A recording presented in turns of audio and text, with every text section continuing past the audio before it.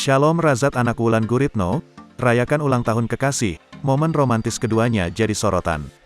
Shalom Razat Shah, anak dari Wulan Guritno, baru-baru ini jadi pusat perhatian karena potret romantisnya bareng kekasih. Shalom Razat Shah atau akrab disapa Shalom ini mengikuti jejak sang ibu terjun di dunia hiburan. Sebagai public figure, kehidupan pribadi Shalom kian jadi sorotan termasuk perihal kisah cintanya. Perempuan cantik ini diketahui telah mempunyai seorang kekasih.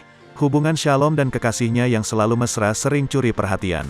Seperti beberapa waktu lalu saat sang kekasih ulang tahun, dengan romantisnya anak kandung Atila Shah memberikan sebuah pesta perayaan.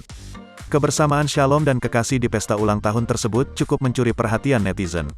Pasalnya, di pesta istimewa itu Shalom dan kekasih tampil kompak dan romantis. Keduanya pun jadi pusat perhatian seluruh tamu undangan yang hadir di pesta. Gaya pacaran Shalom dan kekasihnya memang kerap jadi sorotan.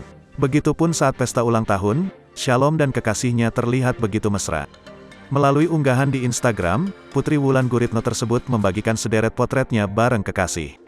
Dalam caption, Shalom menuliskan ucapan spesial untuk kekasihnya yang sedang ulang tahun.